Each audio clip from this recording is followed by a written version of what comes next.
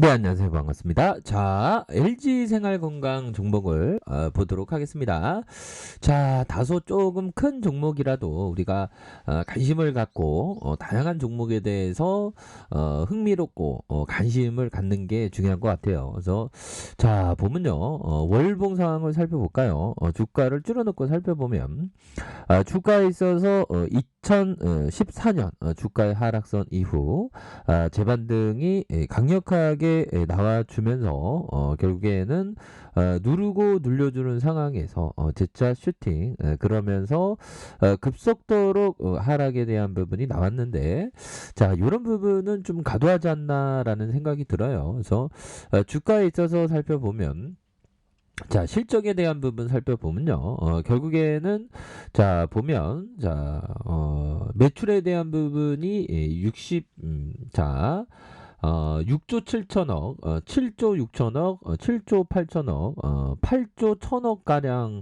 이렇게 매출이 잘 나오고 있지 않습니까? 영업이익에 대한 부분도 1조 원, 1조 1천억 원, 1조 2천억, 1조 3천억 이렇게 잘 실적을 내고 있는데 뭐 중국 쪽에서의 매출 우려에 대한 부분이 불거지면서 주가가 하락이 좀 과도하게 나오는 것이 아닌가라는 생각이 들고요. 그래서 자 주가에 있어서 월봉 상황을 살펴보면 이런 어떤 이평선에 대한 라인선이 있죠. 그래서 120 월선에서 다시 한번 좀 재반등이 나와줄 수 있는 면은 충분히 있지 않나라는 생각이 듭니다. 그래서 주식시장에 있다 보면 좀 과도함이 지나칠 때가 있는데 뭐 지금이 좀 과도하게 주가가 하락하고 있는 그러할 때가 되지 않나라는 생각이 듭니다. 그래서 자 개인들이 이렇게 스매스에 대한 부분을 잡아주는 모습을 긍정적으로 나타내주고 있는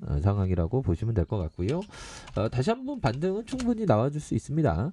자, SK하이닉스 주가에 있어서 반도체 고점론에 대한 부분이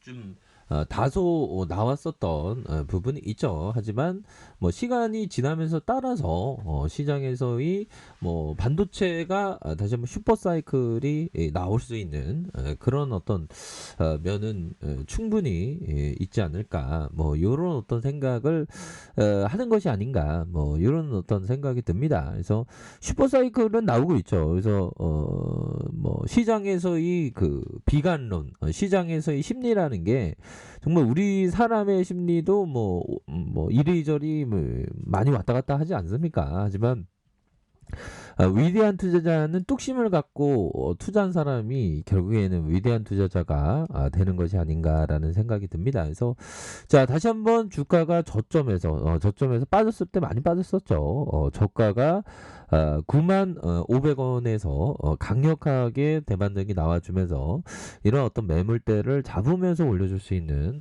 그런 어떤 가능성이 많이 있겠다. 그래서 일봉을 살펴볼까요? 뭐 이전에 주가 빠졌을 때 엄청나게 빠졌었죠. 하지만 이런 어떤 바닥선을 만들어 주면서 탄력적으로 다시 한번 주가가 오를 수 있는 그런 어떤 면은 충분히 있는 것이 아닌가 뭐 이런 어떤 생각이 듭니다. 그래서 다시 한번 강한 어떤 모습 자 보면 수급에 대한 부분 외국인들이 오히려 더 사주고 있네요.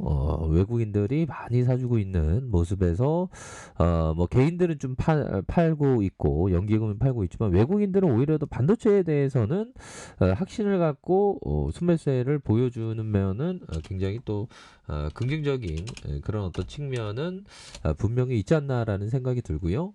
자, 일봉에 대한 부분, 자, 보면, 네이버를 살펴보도록 하겠습니다. 그래서 네이버를 살펴보면 플랫폼 기업들이 그 많이 좀 하락하는 모습을 보여주고 있는데, 아무래도 미국 쪽에서의 금리 인상, 조기 금리 인상 우려감, 그러므로 해서 미국 쪽의 기술주들이 많이 좀 하락하면서 덩달아서 우리나라 기술주, 대표적으로 뭐 카카오나 네이버가 좀 많이 빠지는 그런 상황인데, 자, 보면 뭐 요 정도 라인선에서는 좀 반등을 좀 보여줄 때가 됐죠. 60분봉에서 자, 32만 9천 원에서 다시 한번 바닥을 찍고 다시 좀 터닝 해주는 모습을 한번 기대해 보도록 하겠습니다. 뭐 일봉 상황에서 32만 9천 원에 저점 찍고 다시 한번 좀 올라와 줄 수 있는 그래서 수급을 볼까요?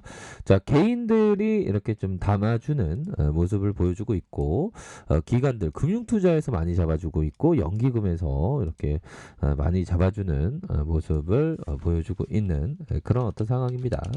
자, 셀트리온을 보도록 하겠습니다. 역시나 과도한 하락선에서 17만 9천 원에서 바닥선에서 올라와 주고 있죠. 그래서 기업의 가치에 비해서 너무나도 납북 과대인 그런 어떤 상황에서 주가가 다시 한번 좀 세게 강한 어떤 모습을 보여줄 수 있겠고, 자, 월봉에 대한 부분 살펴보면 일시적으로 볼린저 하단선에서 빠졌다가 다시 돌아오는 이런 부분이 나와주고 있는데, 결국에는 셀트리온은 종고점을 충분히 돌파할 수 있는 그런 어떤 기업이 된다. 뭐 이런 점을 좀 말씀을 드리겠고요. 자, 현대차를 살펴보도록 하겠습니다. 자, 현대차.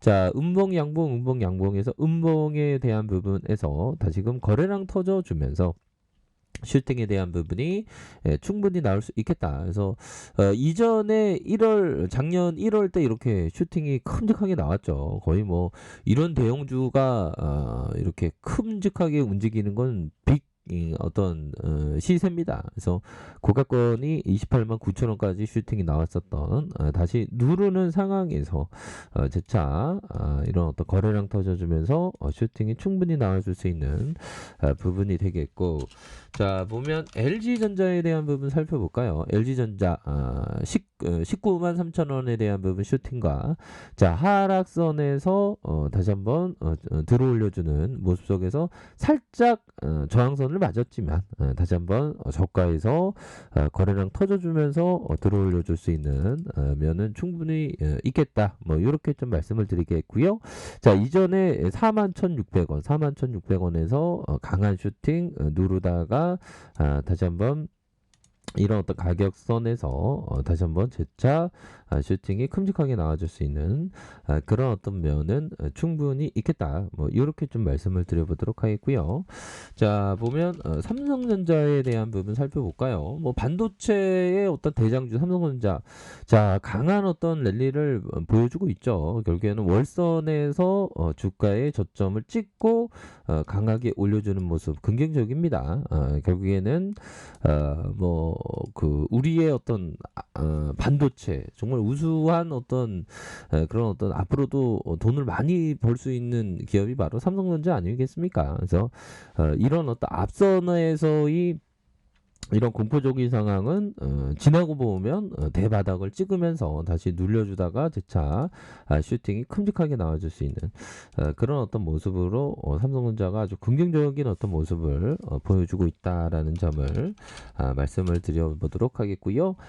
두산중공업은 뭐 원전 이슈가 다시 재차 나올 수 있죠. 그래서 그럴 때 또 두산중공업이 또 강하게 올려줄 수 있는 가능성은 충분히 있겠다.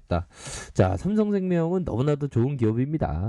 결국에는 바닥선에서 66,700원에 눌려줬던 상황에서 다시금 거래량 터져주면서 슈팅이 큼직하게 나와줄 수 있는 그런 면은 충분히 있겠고, 자, 카카오도 좀 요즘에는 좀 많이 이렇게 액면 분할 이후 가격성의 그 하향 이탈이 좀 많이 나오는 상황이 되지만 뭐 이 또한 지나간다고 생각을 해요. 그래서 기업의 가치는 변함이 없습니다. 다만 주가에 있어서의 변동성이 좀 다소 또 증가된 모습이 되지만 다시금 재차 바닥권을 찍고 올려줄 수 있는 그런 어떤 가능성은 충분히 있는 것이 아닌가라는 생각이 듭니다. 그래서 자, 우리 지수에 대한 부분 서서히 또 좀 이렇게 바닥권 찍으면서 결국에는 2822.73포인트 저점에서 지금은 2927포인트 이렇게 해서 다시 한번 우상향하는 모습을 충분히 보여줄 수 있습니다. 그래서 주가가 어렵고 힘들 때가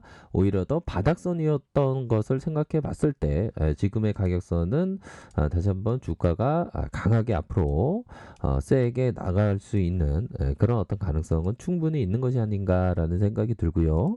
자, 주봉에 대한 부분 살펴볼까요? 주봉에서 20주선에서 슈팅과 저항선을 맞고 눌려줬지만 다시 한번 거래량 터져주면서 슈팅이 큼직하게 나올 수 있는 그런 어떤 가능성은 높겠고, 자, 일봉에 대한 부분 바닥선과 바닥선, 다시 바닥선에서 다시 한번 거래량 터져주면서 우리 지수가 아주 강한 어떤 모습을 충분히 보여줄 수 있겠다.